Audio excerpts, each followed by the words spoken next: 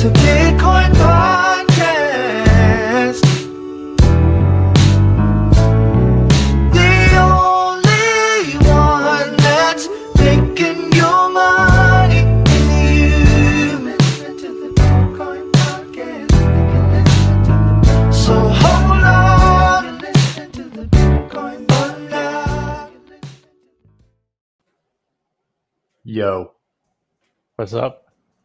Hey, welcome to What's the Bitcoin podcast. hey, welcome everybody. So hold on What? for now.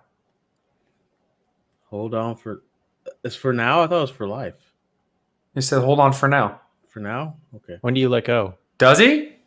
I don't even I thought know. it was hold on for life, but I guess it is now. I'm thinking HODL Plus. It's hold on for now. Interesting. Hold on for life is stupid. That's very true. That's very true. Except I'm for the gonna people. dump a bunch of money into something I'm never gonna spend. Yeah, like, well, let's start this episode hot. Let's come in hot. All right. There's people that are hodling forever. Like, I don't know, 1 to 3% of them are actually as wealthy as they dreamed they would be. 97 to 99% of the rest of everyone don't have diamond hands like that. I'll tell you they've what. sold.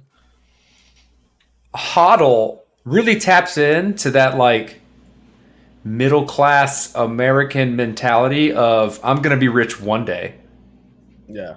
and they're not. Mm-mm.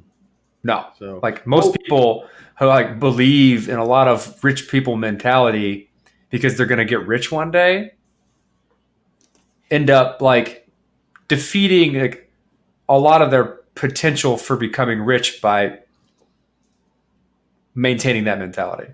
It didn't work for Joe. Joe's using that mentality just fine. Joe, no, he's not just Joe's not holding, using he's that using mentality. money. Joe Like- puts in work, bro. People Joe puts like in the work. people who maximize their current potential and don't just like diamond hands is stupid. Yeah, but I mean, platinum Jeff hands- Bezos diamond I'm handed saying- Amazon. No, he didn't. Motherfucker had Jeff options. Bezos had utility. Like people who are just buying things and don't understand what they're buying and they hold through. Ah, You know what I mean? that Like makes sense Hold now. up, guys, we're starting episode 2. People don't even know who the fuck we are. Hold up, I don't care. back out. Welcome to the Bitcoin podcast. This is episode 362. All right, I'm the host that talks first, D, or the Fergalati, but you call me D. I am another host, Dr. Corey Petty. And I'm the third host, Jessie Broke. Jesus Christ, we were coming in hot. Coming in hot. We were coming in hot. Before we get into that very good conversation about, HODL Plus versus HODL and some other topics we had described. And of course, we had an interview this week with CryptoBlades. Blades. Get your CryptoBlades. Anyways, and we're actually going to do an unboxing today. An unboxing of the Lawnmower 4.0. So this episode is actually brought to you by the Lawnmower 4.0. What's the Lawnmower 4.0? It's not some brand new automated lawnmower that takes care of your lawn so you don't have to or are too lazy to. It's a nut trimmer. Okay? It trims nuts. And It could trim bush too. that's true, but I don't think that's what they're going for. That's not their marketing. That's that's most definitely not definitely their marketing. But it could. Either did or did not read the copy, but we were. So here's the deal: if you go to manscape.com, put a bunch of stuff in your cart, and use the code TPBNSMOOTH, you can get a Lawnmower 4.0 or much, much more. But you do get 20% off on that purchase. And for those of you that know the maths, 20% off is way better than 10. It's actually twice better than 10. So that is for you guys. We did that for It you is guys. 4/5 the cost. Yeah, let me tell you the backstory how that 20% went. They were like, hey, give them 10%. I said, no, Manscaped. They want 20. Give my people 20. And they said, okay, deal. And I was like, huh. That was easy. fast. Should ask for 25. Should ask for 25. So instead of us like reading a copy of like, hey, this is a Lawnmower 4.0, we're actually just going to unbox one for you right now before we get into the crypto content so you can see what this puppy has to deliver, right? That's definitely one of those situations where we took a sponsor and we're like, yeah, we got to use it. So they sent us some, Mm-hmm. and Jesse has not opened his yet. Well, he's partially opened it seems. Yeah, I've opened mine. opened the cardboard box. I've used mine. I use mine. What do you think about it? You like it?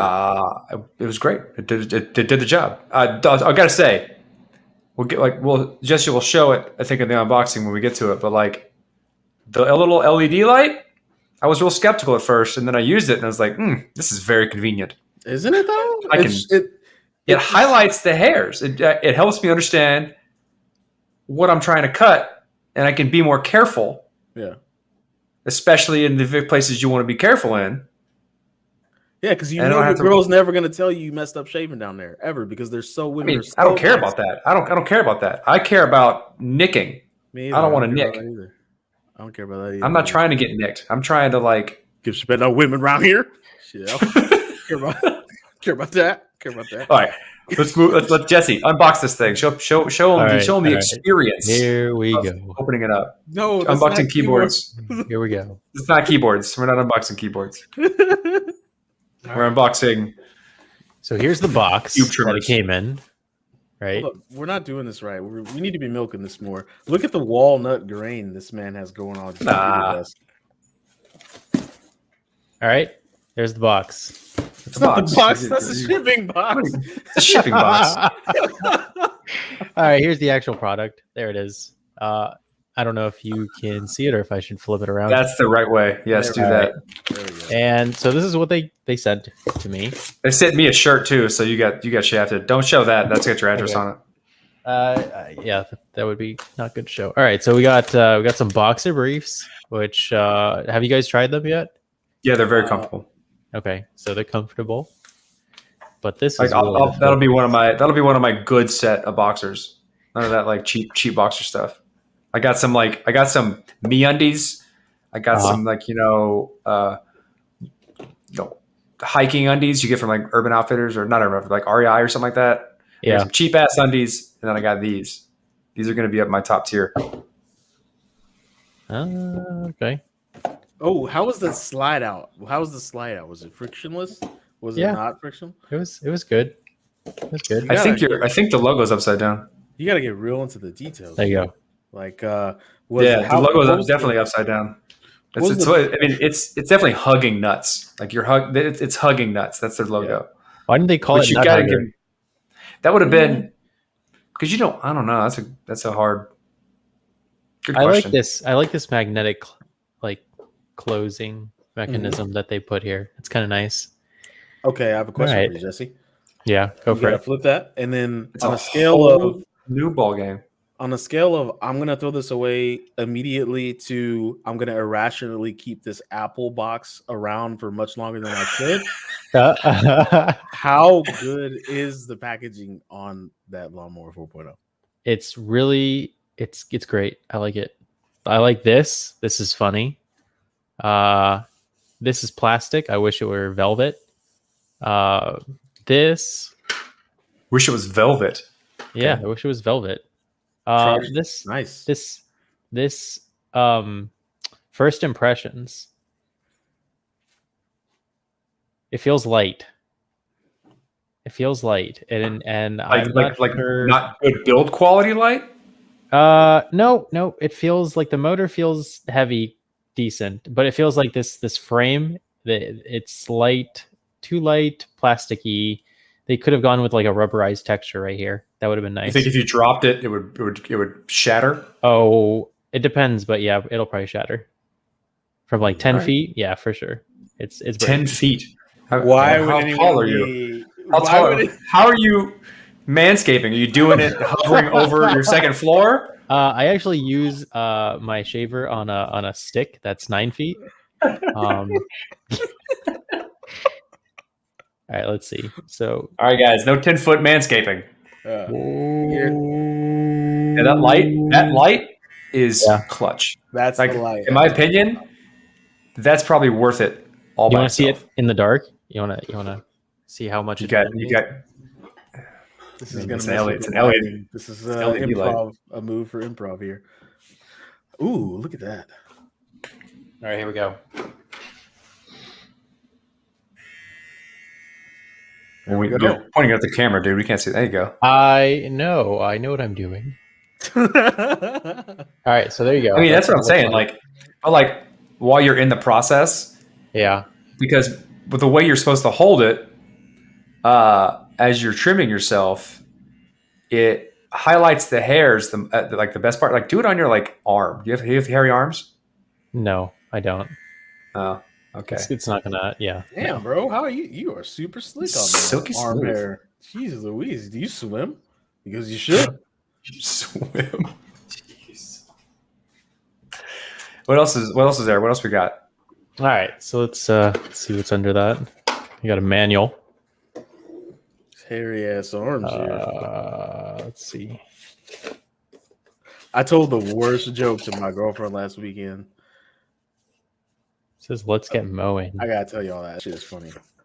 Okay, so there's like a step-by-step guide. Gas it up. Okay. Right there. It's got some It's got a few guards on it, attachments. so you don't nick yourself. I like See- that the way in which they tell you to do that is a ball, because that's the most sensitive part of what we're doing here. That to me is important. That whole pamphlet right there is Yeah. so important to me because Why? Never used trimmers before? My pops wasn't like, "Hey, I'm going to show you how to shave your balls." Like nobody. You learn real quick. Yeah, you learn. You figure it out. But even that was like, those are things I never vocalized. But go low and slow. I guess I do naturally do that. That's cool to think about. Like it's good.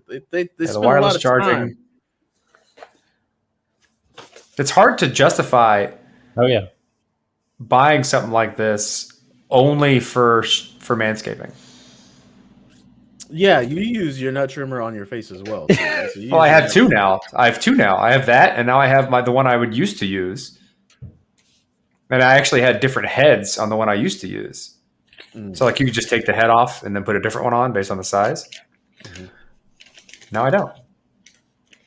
Not worried about it. So I'm dedicated. Whereas beforehand, I've been frugal. all right, so you've got I'm a not charging upset about cable, it. and you've got a wall adapter, and Yet another USB plug. a little brush for brushing off the leftover hairs on the trimmer. The ones that don't make it into the toilet because you're doing it over the toilet. Yep. This is the charging dock. And then you've got different guards, like Corey was saying. So yeah. Yeah, the guards are, I think, 3 millimeters, 6 millimeters, 10 millimeters, and 13 millimeters. Wait a second. So if you want to give your balls a fade, you could theoretically. You could definitely do that. Interesting. That's coming, right, Corey? That's not the people that I'm are putting 18 steps. now. I'm putting steps in, like Vanilla Ice steps on the Little- side. That bro, manscaping is gonna get to the point where dudes are gonna be like putting designs in their pubes and like putting. I'm sure they already do that. I never do. I'm sure people do. It's just a matter of time, dude. I'm telling you, the racing stripes.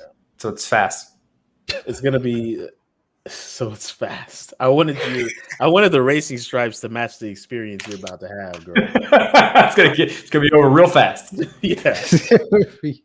You know what I hate are the moments where you're like, girl, I'm going to love you down. And then it's like a minute and a half. And you're like, I tried. I don't know what that means. I don't know what that's like. I Sorry. tried. An experience I've never had. Yeah, right. Yeah, right. Sorry. So we should talk about some crypto at some point. Yeah, so that's the lawnmower 4.0. That's manscaped.com. Right? Those are the boxers. These all come I'm not sure the boxers and the shirt come in a package for you guys, but you can get 20% off at manscaped.com. That is manscaped.com. That is .com. Where were you born? If It's you don't know 15 how to minutes. spell 15 minutes of advertising. Let's just run it. Let's go. There's only two tools this man needs: his trusty axe for felling trees and the Manscaped Lawnmower 4.0 for shaving my balls. We're doing that That's going to be on every episode, even when they're not doing this anymore. Yeah, just forever. So let's get into some crypto content, guys. The thing on that forefront of everyone's mind, obviously, is not Bitcoin. It is actually Ethereum. There's a hard fork today. It should be done by today, right now, right? London. Woo-wee. That's right. Gas is about to change. So gas is going to go down, right? Not sure about that. So here's the thing. Here's what I think might happen. Gas might go down, but then Mhm. volume will go up. So then gas is going to stay the exact same price. Gas. This isn't necessarily an EIP, a change, Ethereum improvement proposal. That means gas goes down. It means gas, for the most part, is more easily, like the incentives change based on how miners get paid, and it's easier to predict what gas will be for a given transaction. There's a lot of other stuff involved with this. Also, EIP may mean that Ethereum is inflationary in terms of how it mints Ethereum. So, like, there's a lot of details around how this EIP works, but it changes the game in terms of like the incentives around mining and how transaction fees are paid to miners, and how wallets can understand the amount of gas associated with a given transaction, which is very important for wallets. Well, obviously, it's been a bit of a price hike because of the fork. That's typical. We don't talk price. Price went up. It's gonna go back down. Then it's gonna go back up again. That's it. That just is what it is. So, what are some other notable things about this London upgrade? And here's the thing: what if we run out of DevCons before we run out of upgrades? What happens then? What? Because they're named after where DevCons were. So, What is? these upgrades? I don't know. They're not. Yes, they are. No, they're not. Yeah, they are. They used to be like the Byzantine, and they had those fancy names. And then it started taking so long, so they're like, all right, we're gonna chunk it up, and we're gonna start naming. I don't think them. there's ever been a DevCon in London. Well, then what are they named after then? I don't know. I'm about to. It used to be like the whole Constantinople thing, like the upgrade of Fallen empires. London is a fallen empire. America's I don't know. That's a next. good question. Jessie. Fallen empires. When you hear Ethereum America hard fork, you'll know my thesis is correct. Oh my goodness! You In the future. You hater. Keep going, guys. Keep going. I'm gonna figure this out for us. Well, what are you are you doing? figuring Trying to find out? the naming? I'm trying to figure out. Yeah, like why the Oh. name of London and. Is this a talking point? You want to talk about this for a long time? What are we doing? No, Like, I want to talk about. It's gonna. I would say it's going to change Ethereum quite a bit in terms of this hard fork. There are other things in the hard fork outside of EIP 1559. Before I say this, Corey, guilty feet have no rhythm. Okay, Berlin, London, Shanghai, Cancun, Prague, and Osaka, Japan. Interesting. I guess the London was before my time. I'll accept my apology in milk chocolate, please, sir. You can send me Garibaldi milk chocolate. Okay, so why would there be hard forks and no DevCons? Well, because like if there's more hard forks than there are like if we outpace the DevCons. Why would you? Why would that happen? I don't know. I'm asking you, man. You're the Hard developer forks of are Ethereum. hard forks don't happen too often. I mean, they happen more often on Ethereum than most other chains because they're not contentious. So the theory here is that we're gonna have uniquely less hard forks than we are DevCons. Yeah, like one every year. I'm assuming they're not, a pandemic every year. Yeah, there's a DevCon every year. Okay. There's not a hard fork every year. We already have like a bunch of years of DevCons to get through, right? Like we're on a hard fork of a DevCon I didn't go to, and I've been to a lot of DevCons. Okay. Fair enough. I was just, just prod the bear, see if What if some other hard forks spring up on us and all of a sudden it's like, oh shit, we're out of DevCons. No, I don't What do think we that's gonna name be this hard fork? Name it whatever you want, man. Like, Ethereum people love naming weird things weird. Very true. Like our messaging network's called Waku. So like, yeah. Why whatever. Waku? I think it was in line with. So Waku is like a goddess of messaging or something, and then it was in line with like how Infura is. I don't know. I didn't come up with it. I don't care. Okay. So I'll go to Waku. I'll figure out the justification for you. I'll keep talking. Okay. Corey, your apathy is. I don't care. What do I care what's named? I don't give a shit. It works. If anyone ever asks you for feedback and something and you really didn't care about it, you'd be like, I don't give a shit. I don't care. Do what you want to do with your shit. I don't care. Anyways, so here's another thing. I know you guys also. So, man, marketing is scary these days. Why'd you say that? I feel the same way. Whose side? Was that you, Jesse, or you, Corey? That was me.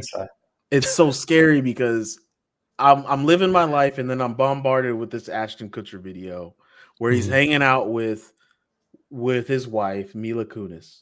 And then he pans over to Mila and she's saying, oh, I'm going to haphazardly explain something I thoroughly know because my husband talks about it all the time, but I'm going to play that part. And then he's like, blah, blah, blah, blah, blah. And then he pans over to Vitalik, who's chilling in their kitchen or their living room or whatever. And Vitalik starts talking about Ethereum. And then less than a week later, they have this crypto kitty cat shit, stoner cat shit that's on the Ethereum blockchain. And it's making money hand over foot. And it's doing its thing. And it's like, holy shit. Like, marketing is a motherfucker. That was not authentic. Real? Yeah, bro. It happened in our Slack. What do you mean? This is, oh yeah, you're head down. You're disconnected from everything right now. Yeah. You're so there was an advertisement with Ashton Kutcher, his wife. It wasn't an advertisement. It was a Twitter video that was authentic and organic, and they were just hanging out in their house, and Vitalik was in there, and Vitalik was hanging out with Mila Kunis and Ashton Kutcher, just having some coffee. So was it CG'd Vitalik or was it actual? There. It was him. He was there. Wow. The penetrance of like crypto into like celebrity world is kind of it's getting real. So anyways, the big news here is that the Stoner Cats sold out in 35 minutes and it locked up the Ethereum blockchain. And everybody's like, oh, Stoner Cats, Ashton Kutcher, Mila Kunis. And then, and it's just marketing sometimes can be sickening because you don't even know you're being marketed to. And then you're like, oh my God, they got me, So anyways, did you buy a Stoner Cat? Because if not, they didn't get you, right? Not really, no. But I know that it exists. Got a lot of people. Yeah, they got a lot of people. I didn't buy one either. I don't really buy NFTs that much. I'm waiting for NFTs to not be so JPEG-y and a little bit more tech heavy, so that I actually own something and not nothing. But we're not gonna go into that. I don't want to make anybody sad because they own nothing. I'm gonna let you keep thinking you own something. Let's move on to. I mean, if it makes money, if it has value in it, then they own something. Here's true. If I have a JPEG on my hard drive that I say is like you own it, just because I sold you an address, that's bullshit. Like that. It's not a JPEG on a hard drive. Where are these JPEGs? IPFS usually. Well, the good ones are on decentralized storage that have content-based addresses. All right, and that was a question for all the rookies in the audience. If your NFT isn't on a decentralized storage platform, you got had. Did you though? Like all video game items like CS:GO guns are like 40K right now. Oh no, that was RuneScape party hats. It's really about ownership and the scarcity. Yeah. Like there's always going to be collectors, and what you want to make sure of is with NFTs, if the value derived from the NFT is ownership of some art. You want to make sure that the source, so like the ownership token, which is the actual NFT on chain, points to the picture that can't be changed, right? So like, say for instance, like what you're actually buying with the NFT is some on-chain token, which is just a registry which points to a bunch of different things and has properties. One of those properties of the registry on-chain is image source. So like, where do I go on the internet to see the picture of this NFT? And if that's something like somebody's Dropbox location, they can just change the source without having to change the NFT. I think this happened in one thing where like they actually changed all the pictures of the NFTs to rugs. Yeah. And so like if you're buying NFTs, you want to make sure that the source picture can't be changed. So you actually own the thing. It's like what you're pointing to. Because all an NFT is, like the on-chain registry, is pointing to a bunch of stuff or has on-chain values, because no one's actually storing the picture data on-chain because it's too much data. Here's what I want to ask, Corey, because I think we've talked about that before, the whole like dynamics of NFT storage. But the question I want to ask is, so Joe was talking about in Slack, and you and him back and forth, protocol, and even D, protocol versus application value. And there's this argument that, like, let's say the application is worth more than the protocol. I wonder if you can go further and say that there's an asset or an asset class on the application that's worth more than the application, which is worth more than the protocol. Well, the asset for blockchain type stuff, the asset class is only enabled by the underlying infrastructure of the blockchain. So like you don't have NFTs unless you have all of the security and mechanism of the blockchain underneath it. True, but like what I mean is, like, if I want a lot of money, then just like you were talking about during the interview with Diablo 3 and the auction house, and certain items have, you know, rarities that other people don't really realize yet. There are certain CryptoKitties that, like, if they're Genesis CryptoKitties, are worth more than all the other CryptoKitties. And if you have the wherewithal to stack those, you'll make more than holding, let's say that CryptoKitties had an underlying token, like skill for CryptoBlades. You'd make more finding the blade that was worth a lot and stacking those early on.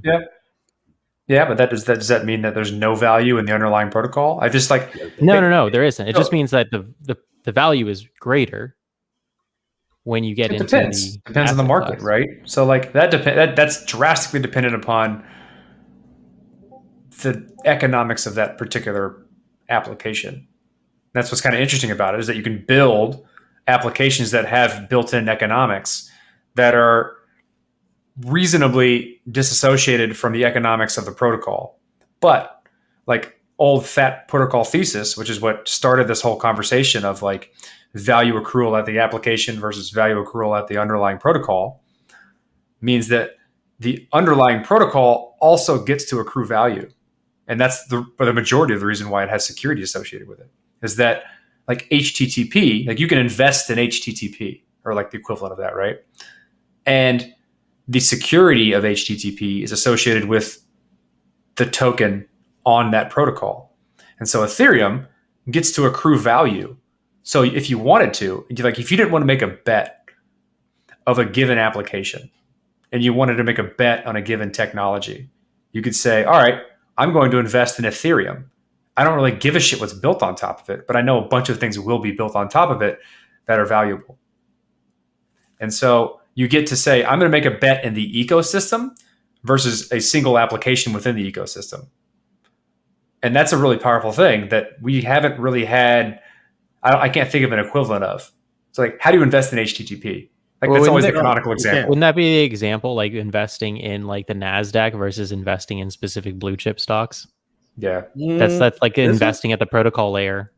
Like buying like the broad DJI versus buying like Apple. Kind of. You're buying markets. Like whenever you invest in an index, you're basically investing in the bundle, which diversifies your risk of what's inside that bundle. So isn't that all you're doing? You're just lowering your risk by buying the protocol? Yes. But now that there's a multi-chain ecosystem, yes, because you like each of those things have their own token associated with them. If it was just one, you say I'm investing in blockchain, you just invest in that thing. Or you can say like, oh, we invest in infrastructure, so we invest in a bunch of blockchain ecosystems as opposed to applications that are built on top of them.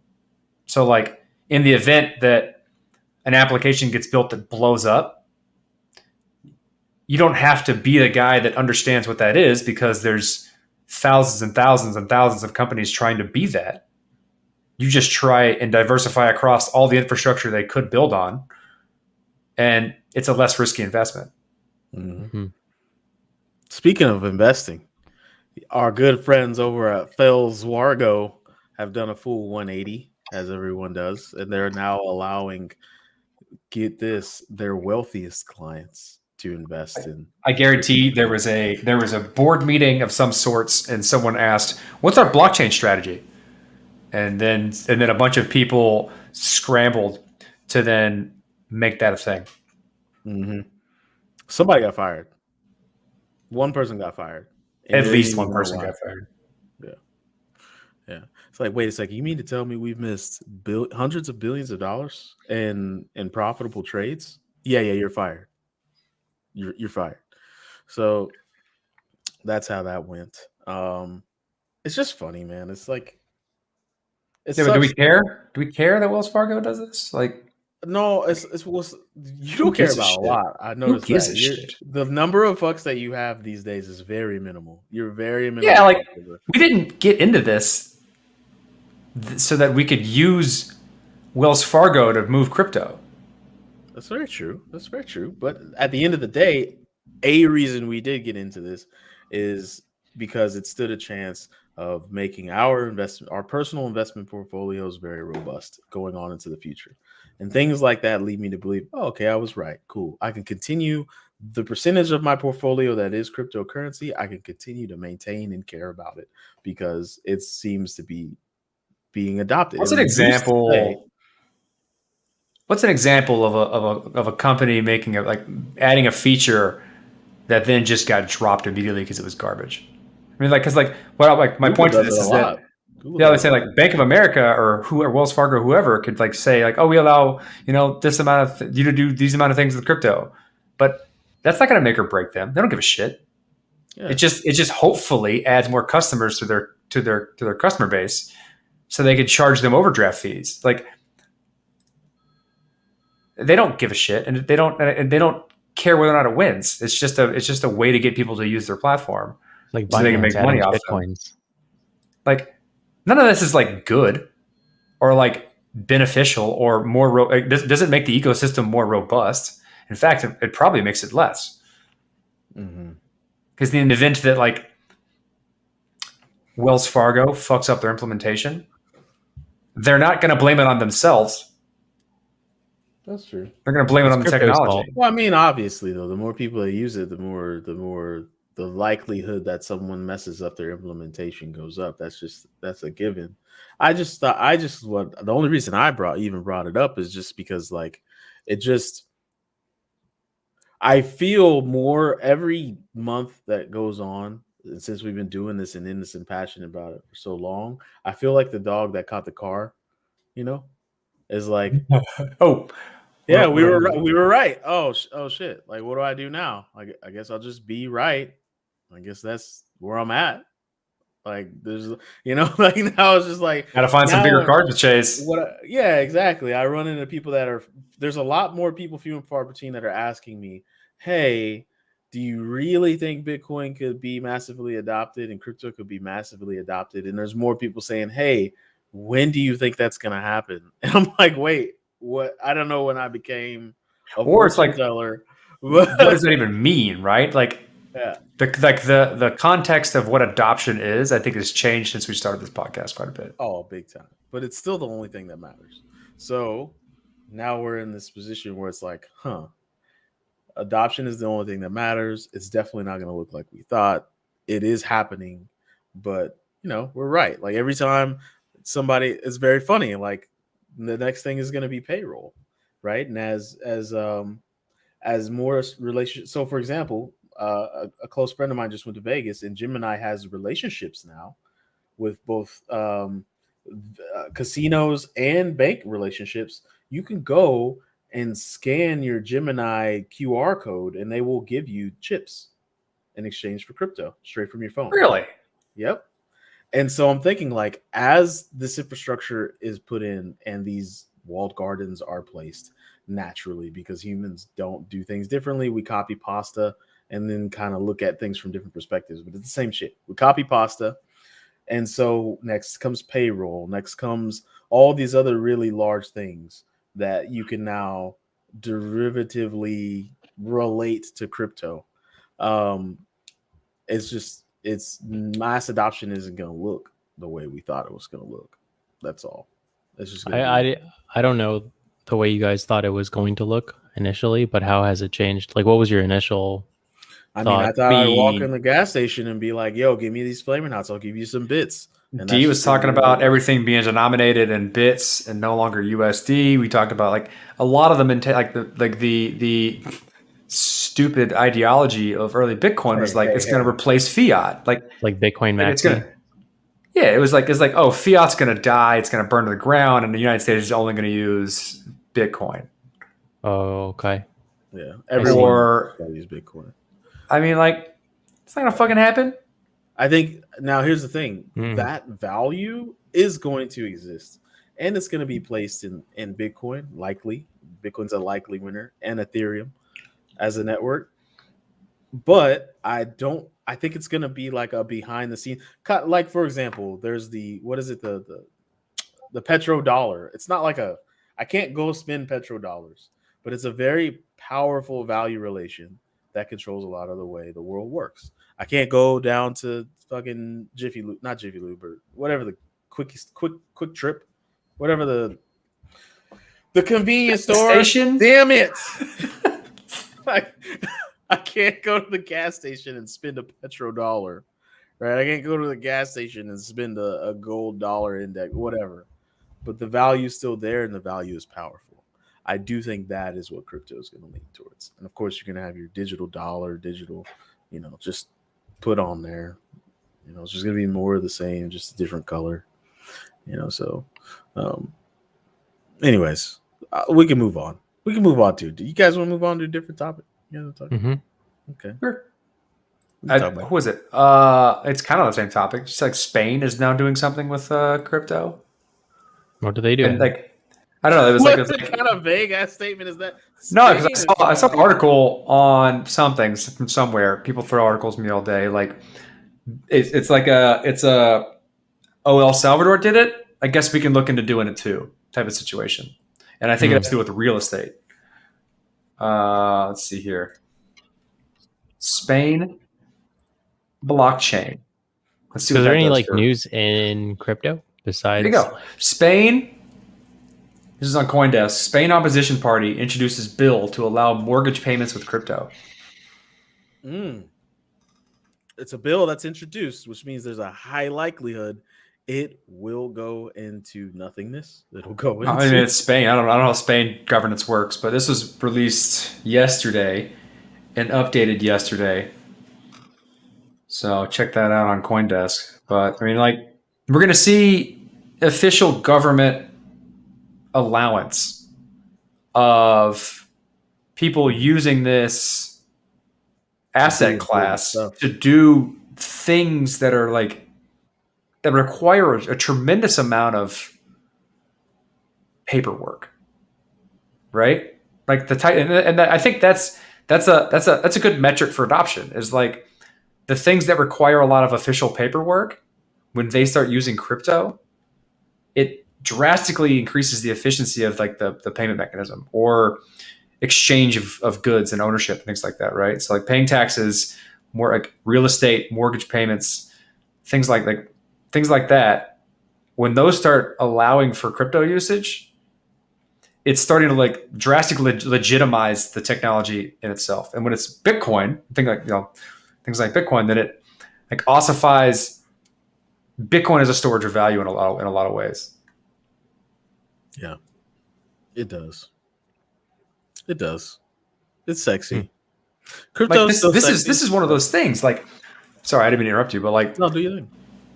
You as an internet worker, like I'm not saying you, just you in general, an internet worker can do things that they couldn't do previously, which is exchange their goods and services online in exchange for Bitcoin, which then removes the like jurisdictional barriers of like who their audience is or who they can sell services to, which means that like they can possibly do stuff they could never do in their local jurisdiction. Maybe if they're oppressed or minority or their economy sucks, whatever.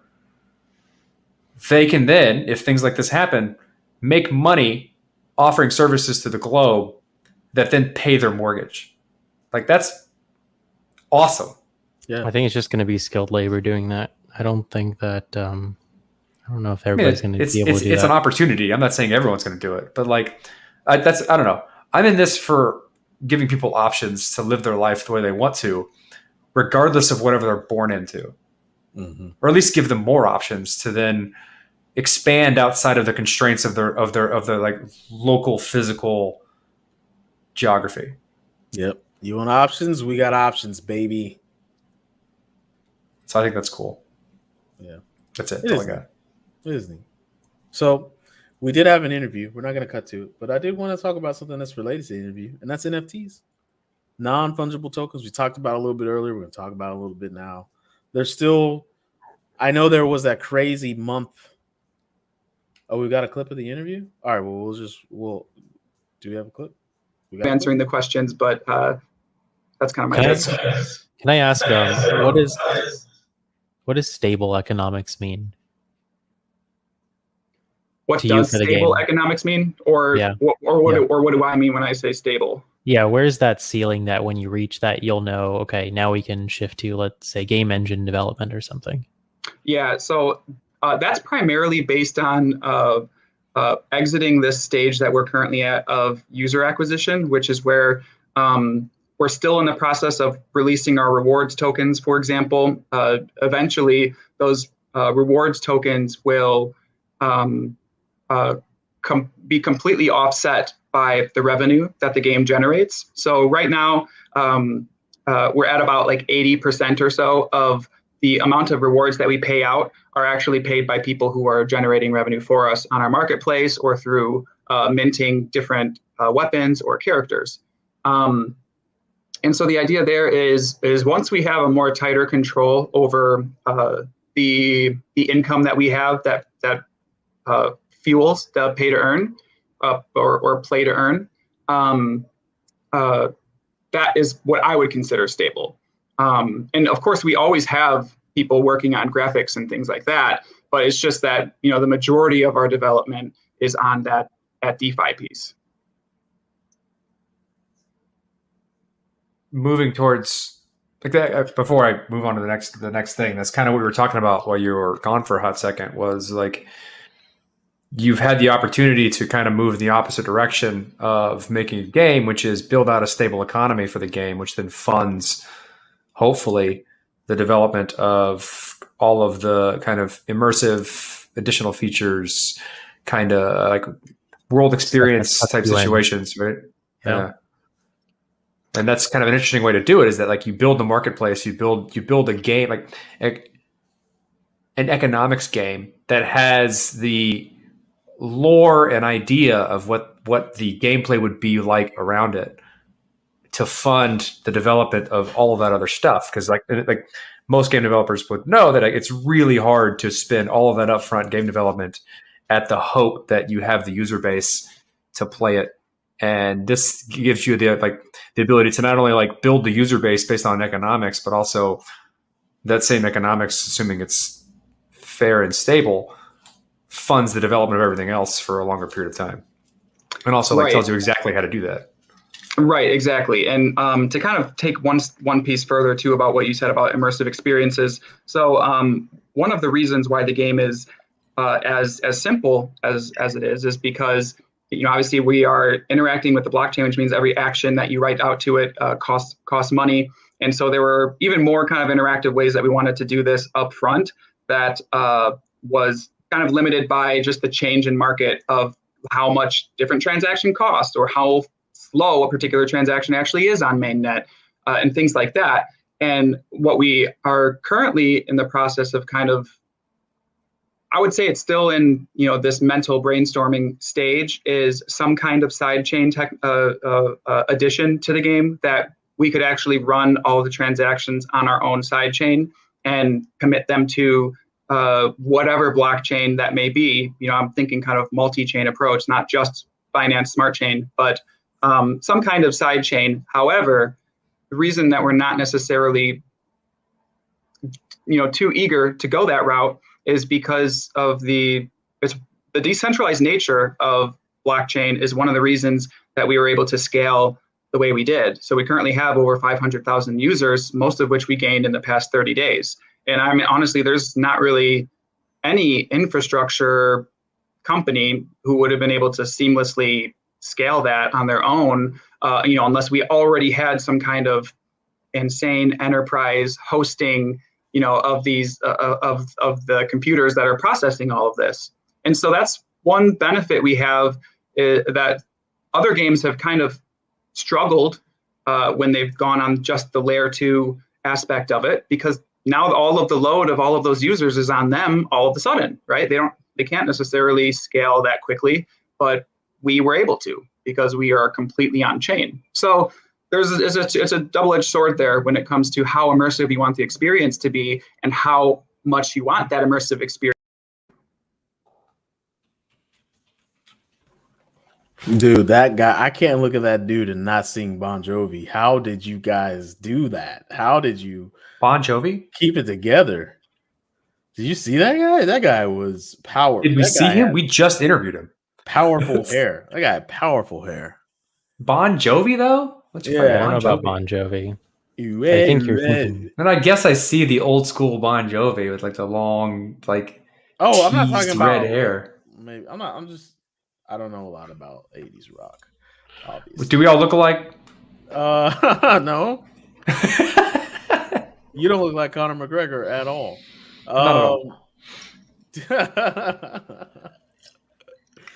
I just felt a very 80s vibe. I felt like he was like gonna, I just felt a very 80s vibe from that guy. I'm sorry. He had a lot of good things to say. A lot of good things to say. But, watch the interview, share the interview. We hope you enjoyed it.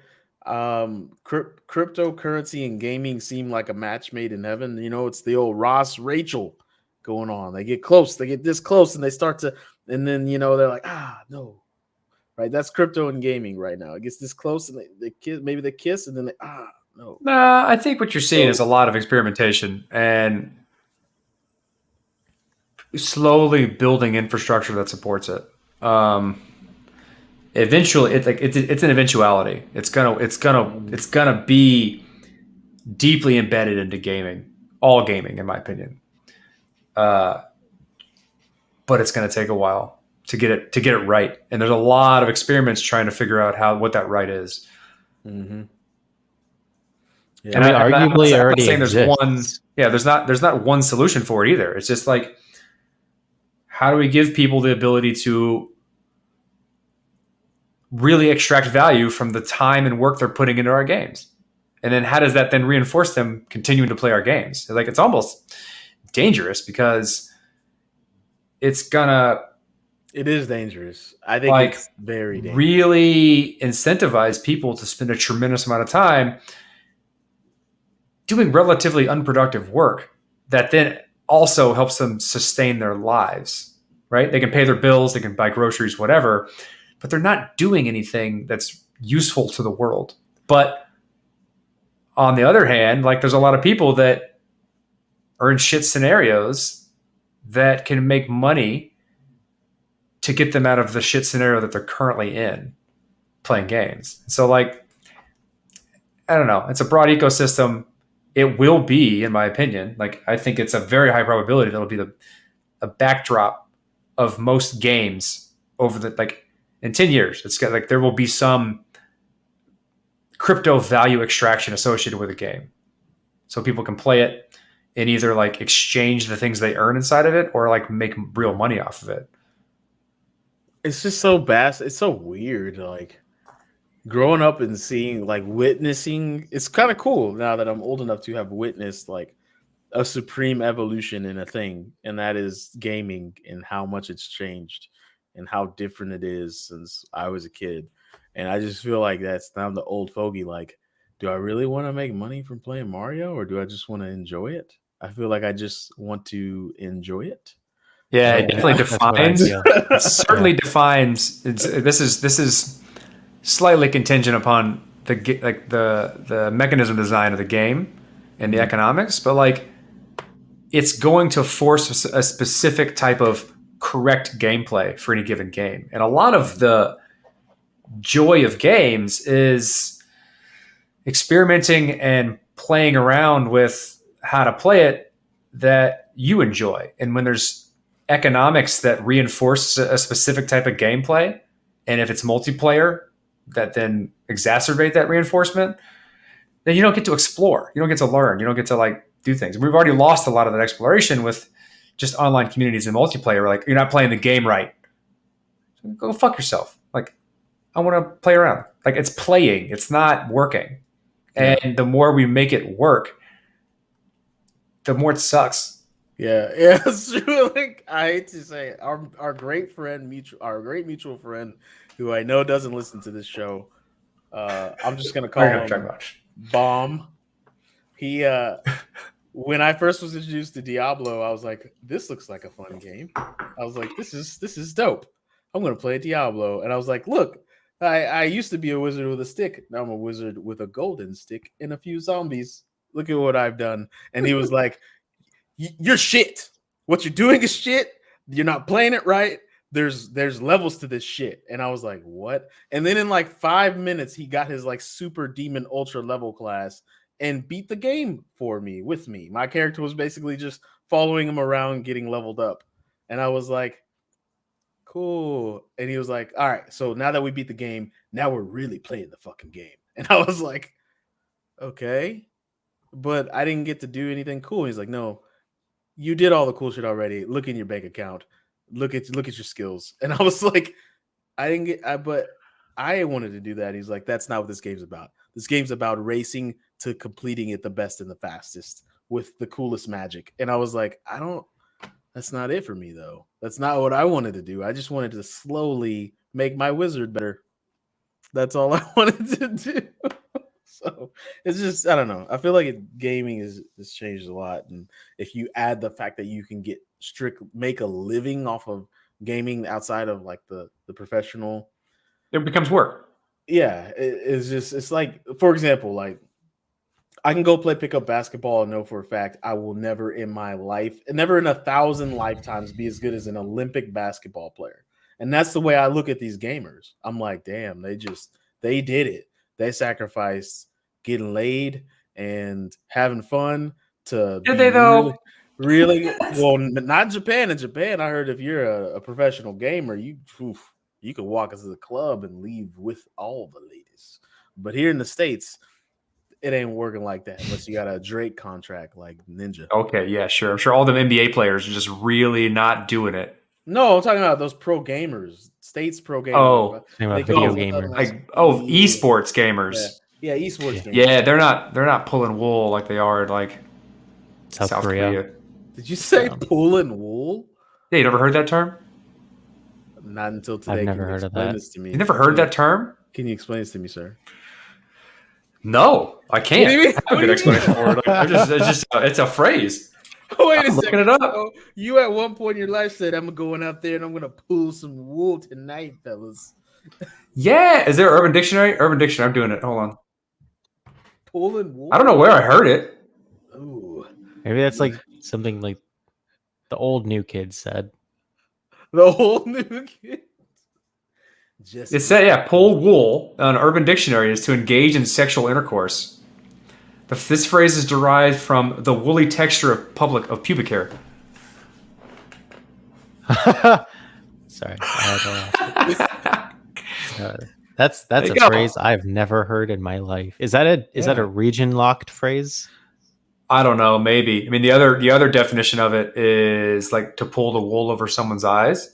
Yeah, that's what I'm familiar with. That's not the context that I've like to go pull some wool in terms of like go have sex with somebody. He's loving it. Interesting. Oh my god. Interesting. I'm using it. I know I'll be using it. I'm saying, hey, babe, you want to go out for a movie and pull some wool later? The euphemisms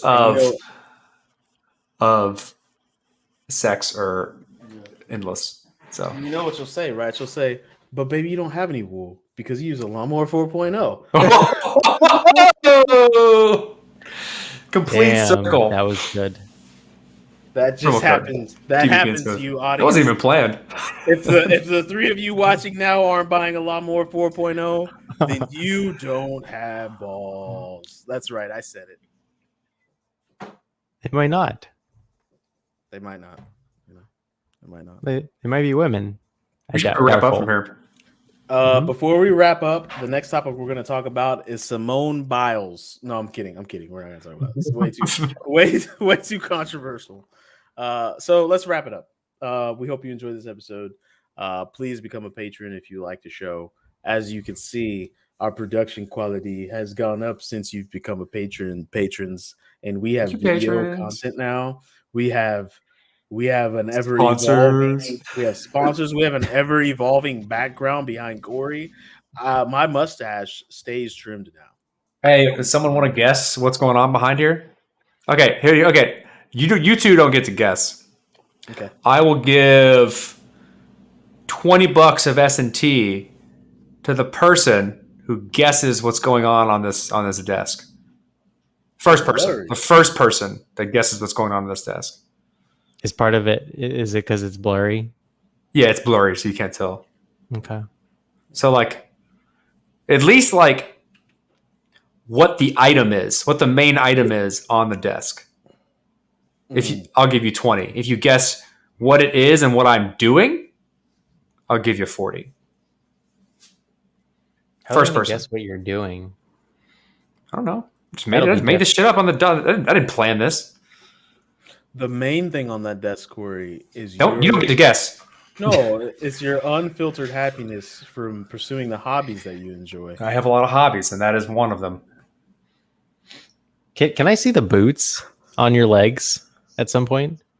I mean, yeah, they're actually right here. We need to figure that out. It's starting to get really nice out, so I need to go. Oh, you're talking on. talking about Corey's boots. Yeah. You unbox them, or you know. Yeah. So you guys know us. We do whatever we want.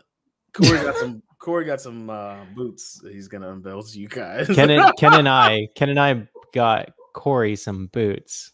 Is the story. Sorry for laughing in the mic that loud. Ken and I were talking about shoes, and we started talking about funny boots, and then Corey with boots, and that's how we have the boots. So now they bought me these things, and I'm gonna have to wear them like chopping wood or something on the property. And we get We're gonna make an NFT out of it. Can you put it on TikTok so we can use Duhostmesh as the background music. And I'll record something and y'all can figure that out. I'm not doing all that shit. Every time it says Duhosh, the camera switches, but you're looking at it somehow. We'll figure that out. For those of you that don't know, Duhosh was a great song of the 90s, which Who taught sang everyone. That? I don't know. Rammstein. Yeah, Rammstein. But I do know Duhostmesh Vistagel because of that song. So, anyways, join the Slack. Go to thebitcoinpodcast.com. Join the Slack. Okay. We're not just a bunch of slackers. That's not branding for Slack. This is branding for us, our Slack. Everybody's in there talking all the time, talking about super cycles. We're talking about Chainlink. We're talking about Avalanche status. We're talking about just general crypto idioms in there, crypto ideological primitives. We use big words in there. The was it BSV chain halting? Like the crypto, like the Slack lit on fire with some of the like outstanding memes and hot takes going on there. Every time something happens that's reasonably impactful in the ecosystem, someone brings it to the Slack and then hilarity ensues. People are guessing in the Slack what's on your desk. One person. Already? I shouldn't say people. One person. I'll check it after this. Also, here's the thing. If you listen to the show and you found I thoroughly enjoyed that podcast, it vibed with me as just a chill person that also happens to be into tech and money, and there's the coalescence there of those two things. And I like how those guys talk about it and they discuss it on a real basis. Nothing too, nothing too what do you call it? Exacerbated by the price. Nothing too over absorbent and unnecessary market analysis. Because, in all honesty, a lot of these people are throwing chicken bones. Like 1% of the people that know what they're talking about are making money and not talking about making money. But I like the vibe of this show. It's 3 dudes, one with a beard, two without. You know, just talking to crypto and hanging. You can put 5 stars on that podcast app right now. You can do that for us. You can say, "Hey, I like that show. I want to support other people so that they hear what I like, and I can talk about it one random afternoon with a friend I take for lunch. Hey, I listened to a Bitcoin show. This is it. Put 5 stars." For those of you that don't like this kind of show, and you want to hear stuff like, "Hey, the price is gonna be $80,000, Bitcoin $8,000 by October, baby, and Ethereum's going to the moon." Ethereum, I'm telling you, $25,000 by November 12th. Ethereum is going to the moon, baby. Then listen to that show, because those guys are fucktards. And you can go listen to them if you want. If you ever want my personal predictions of what the price is going to be, then come get to know me in my personal life. But don't I'm not going to be you fucking it's going to the moon. All right, that's enough for that. What's the next thing I need to promote? Obviously, it's NFT QT. Oh, not yet. Slow down on that. It's NFT QT. We don't have a picture for it. We should, but I'm springing this on you, Alicia. I like to keep you on your toes. NFT QT is a new show that released on a network that we shut down, but we brought back up. Don't worry about it. There's a lot going on. NFT QT is a show about NFTs, because regardless of what you probably hear a lot about, oh, this person sold a piece of digital sunset for nice. We do have the picture. This person sold a digital sunset for $5 million. Oh my god! NFTs aren't all about that. NFTs are a very budding new opportunity that Ethereum has shown the world. NFTs exist on many blockchains, but they're the most popular on Ethereum. And NFTs, non-fungible tokens, will eventually evolve away from being called an NFT. Some company, brand, or people will create a brandable thing, and then it'll be like Xerox or Kleenex or Charmin, or how people say, "Hey, send a fax." Well, it was a company, it's actually called a facsimile. Shit like that. What else we got going? What else we do? Oh, shout outs. Shout out to Zazi Beats. That's Jessie's favorite person. Next. Shout out to Issa Rae. I love what you do, boo. I love it. Love the hair.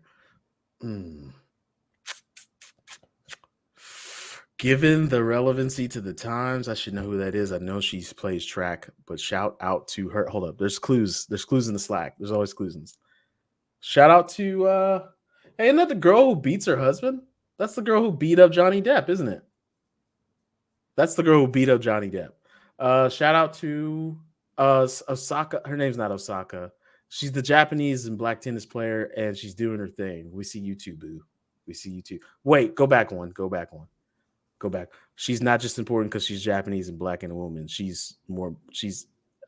I think I'm digging a hole, but you get it. She's a great person. What are you talking about? It's not bad. I'm just giving shout outs. Next person. Shout out to Daniel and shout out to the Lawnmower 4.0. Shout out to Daniel. Shout out to That was a good ad. It was. Shout out to old long neck and wide smile, Zoe Saldana. We love you, girl. And that's it for the shout outs. That's it for the episode. Join the Slack, do the things, 20% off on the Lawnmower 4.0 and other stuff. They sell lotion too for your nuts. Play lotion on their nuts.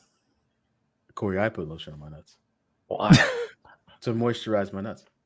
You need moisture down there? Sounds bad. Sounds like a terrible idea. Well, no, you put moisture down there because sometimes sometimes you make want it funky. Make it funky. That sounds like a good idea. Because sometimes people love that. People love like old, sweaty lotion. Love that. It's good. Good. Nah, good place. Good place. It's a good place for germs. Wait, I get sometimes other unboxings occur. You know what I'm saying? Because I wear boxes. You gotta have a good smell down there. It's when you're fresh out the shower, bro. Look, this is a pro tip to all those young dudes and ladies out there. Fresh out the shower. Take showers. is when the sex has power. You know what I'm saying? All right. Play. Jesus Christ. What? Jesse?